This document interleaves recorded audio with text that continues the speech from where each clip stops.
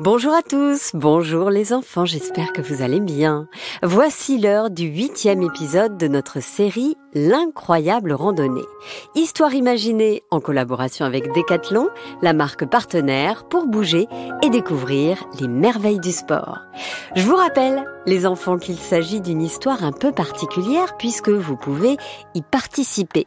Le principe est tout simple, vous n'avez besoin d'aucun matériel, vous avez juste à vous installer dans un endroit où vous avez un peu d'espace et dans lequel vous vous sentez bien. Ça peut être votre chambre, votre salon ou pourquoi pas votre jardin.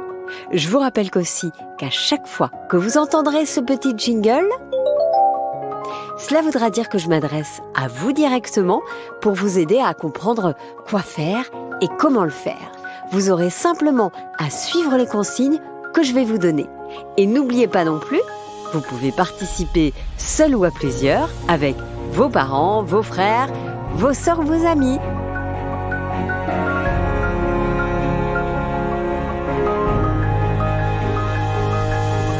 Cette histoire a été écrite par Benjamin Muller, est interprétée par Céline Gallman et réalisée par Alexandre Ferreira, avec l'aide précieuse de Vincent Léonard. Ce matin, les enfants, James, Luna, Vida, Gaspard et Ilyes, ainsi que leurs parents, se sont levés tôt, très tôt. Pourquoi ? Eh bien car ils ont une longue marche à réaliser, afin de rejoindre le refuge où ils vont dormir la nuit prochaine. Un refuge, c'est une sorte de bâtiment ou de maison située dans la montagne et où peuvent dormir les alpinistes ou les randonneurs. C'est donc un point d'étape et pour le rejoindre, eh bien, il ne faut pas traîner, ce que Carole l'explique au petit groupe. Les enfants, chez vous, vous allez imaginer que vous êtes avec James, Vida et les autres. Et c'est parti pour l'échauffement. On va trottiner, je compte sur vous. Vous courez sur place jusqu'à ce que je vous dise de vous arrêter. C'est parti. Alors que tout le groupe courait, Carole leur détailla la suite de la journée. Il va y avoir une surprise, les enfants. Une super surprise! À votre avis, quelles sont les spécialités culinaires en montagne? Demanda-t-elle. Culinaire? Ça veut dire quoi? Demanda Gaspard. Ah oui, bonne question Gaspard. Culinaire, ce sont des choses qui se mangent et qu'on fabrique particulièrement ici. Alors, quelqu'un a une idée? Luna tenta sa chance. Les marmottes? Ah non, heureusement, les marmottes, on ne les mange pas. Quelqu'un a une autre idée? Ilyes tenta sa chance à son tour. Moi je sais, les glaces. Je suis sûre que les glaces, elles viennent du haut des montagnes, là où il y a de la neige. La proposition d'Ilyes fit éclater de rire Carole et les parents. Alors non, je vais vous donner un petit indice. Si je vous dis que ça se mange avec du pain, au petit déjeuner ou après un repas? Souvent avant le dessert. Vous pensez à? Du fromage! S'écria Vida. Bingo! Bravo Vida! On va effectivement aller visiter une fromagerie.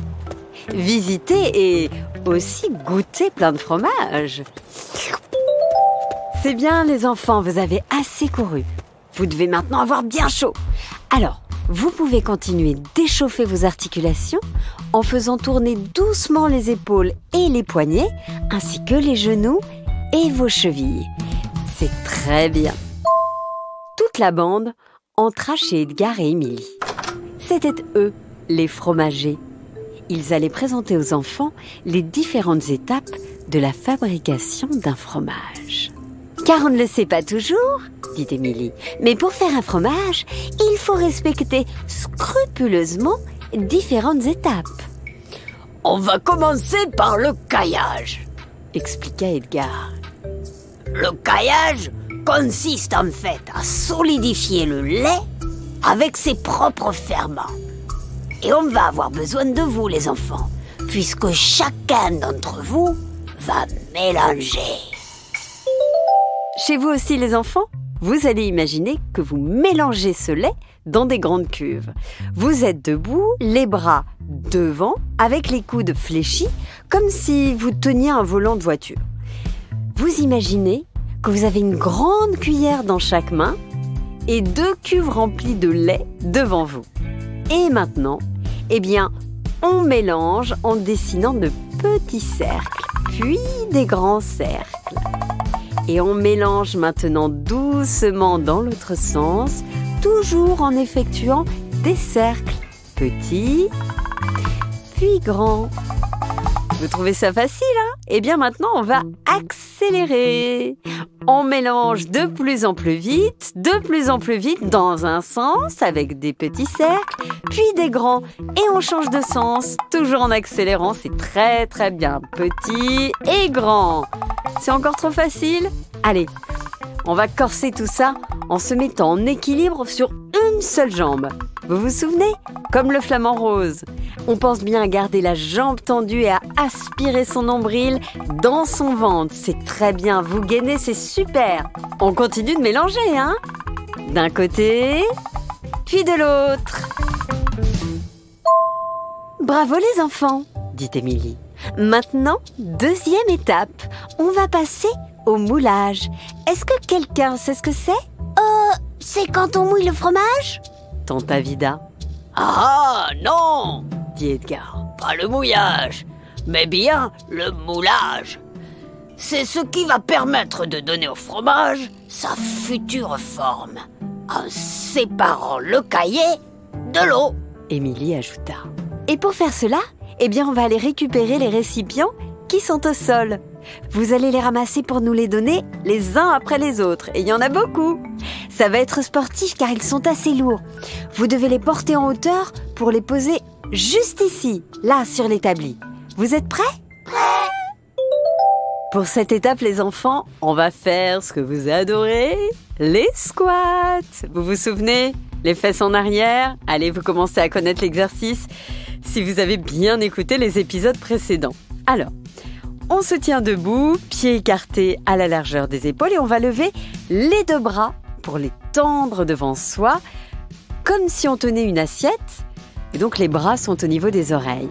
Et maintenant, fesses en arrière, le dos bien droit et toujours les bras tendus si vous y arrivez. On fléchit les genoux comme si on allait s'asseoir sur une chaise. Attention à ce que vos genoux ne dépassent pas vos orteils. Et quand vous êtes en position assise, vous baissez les bras, toujours tendus, et vous vous relevez doucement. Pas besoin d'aller trop vite, il faut contrôler son mouvement. Le tout, c'est de bien garder l'équilibre et de rester gainé en gardant toujours son nombril rentré dans le ventre tout au long de l'exercice. Allez, on imagine ensuite qu'on pose le moule sur l'établi des fromages. On reprend ? On tend les bras, on plie les genoux, comme pour s'asseoir sur une chaise. Et on se relève doucement. C'est très très bien. On va en faire 10 comme ça. Il en reste 8. Allez, on s'assied, enfin on fait tout comme. Et on se relève. Avec les bras toujours tendus. C'est très bien les enfants. 7. Et 6. Et 5.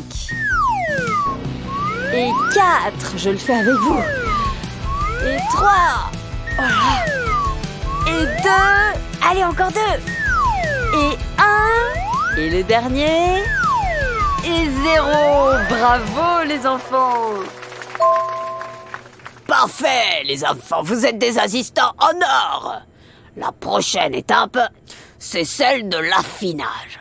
C'est le moment où on va déposer le fromage dans une cave pour que sa croûte se forme. Et que son goût se développe. C'est une étape très importante, les amis. Et comme on vous fait confiance, c'est vous, les enfants, qui allez ranger les fromages dans les caves. Allez, c'est parti! Allez, chez vous, les enfants, on va faire un exercice où on va se mettre au sol et en position de planche. Pour ça, on se met en appui sur les mains et on tend les jambes et les bras. Vos chevilles, votre bassin et vos épaules forment une planche. On l'a déjà fait, ça aussi. On pense surtout à bien rester gainé en gardant son nombril rentré dans son ventre tout au long de l'exercice. Tout en étant en appui sur la pointe des pieds, vous allez ramener un genou vers le ventre, puis vous inversez avec l'autre jambe en ramenant l'autre genou vers le ventre. C'est un peu comme si vous couriez à l'horizontale face au sol. Allez, vous avez bien compris le geste, maintenant on va essayer d'accélérer et n'oubliez pas de bien rester gainé. Et on va faire ça pendant 20 secondes. Allez, je le fais avec vous et je sais que c'est pas facile. Allez, on continue, on se motive. Il reste 15 secondes. C'est bien les enfants. Allez, on tient.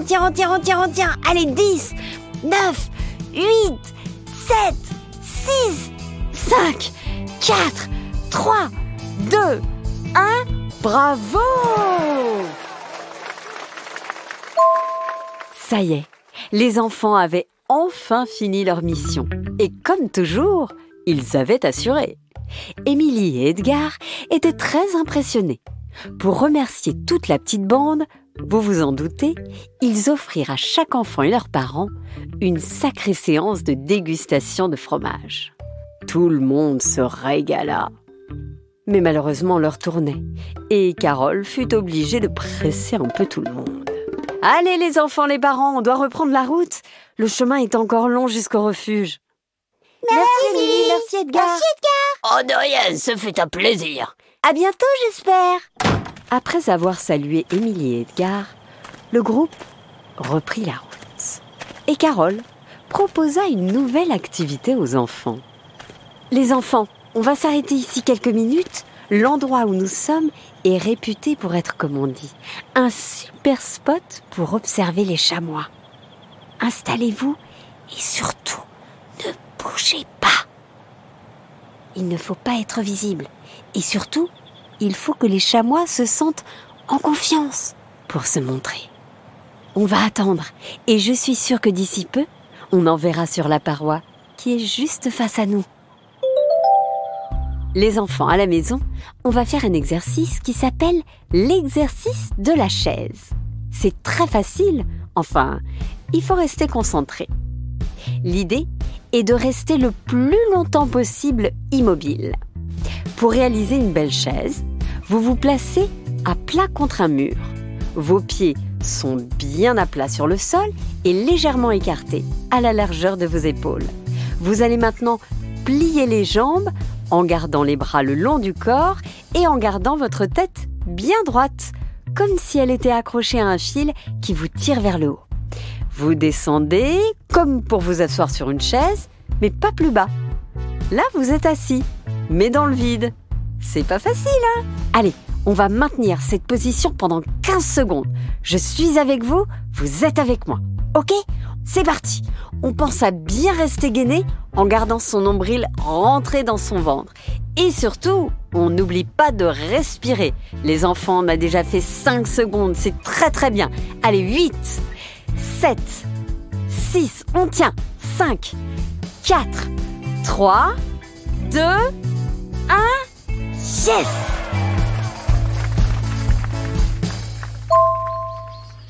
Le spectacle qui s'offrait désormais au petit groupe était exceptionnel. Il y avait des chamois partout, qui couraient dans tous les sens. Ils réussissaient à grimper à une paroi qui semblait pourtant complètement verticale. C'était à couper le souffle. Quelle journée encore une fois pour Vida et ses amis. Après une bonne demi-heure de marche, les enfants arrivèrent au refuge. La vue là aussi était stupéfiante. Les enfants étaient un peu fatigués, c'est vrai. Alors, Carole leur proposa une petite séance de relaxation. Les enfants à la maison, vous aussi, vous allez pouvoir vous relaxer et je sais que vous aimez particulièrement ce moment de détente. Alors, on va faire la posture de la fleur en imaginant qu'on regarde le coucher du soleil. Vous êtes assis sur le sol, genoux pliés, vos pieds viennent se toucher l'un contre l'autre. Vous attrapez maintenant vos chevilles avec vos mains en passant par-dessous les genoux. Oui, par-dessous. Puis, vous levez vos chevilles en pensant à bien rester en équilibre. Voilà, vous gardez cette position et vous inspirez profondément. C'est comme ça. Allez, on respire.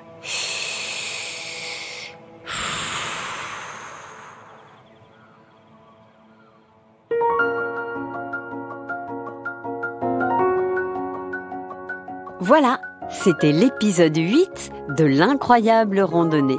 Histoire écrite par Benjamin Muller, racontée par Céline Kallmann et réalisée par Alexandre Ferreira. Histoire imaginée en collaboration avec Decathlon, la marque partenaire pour bouger et découvrir les merveilles du sport.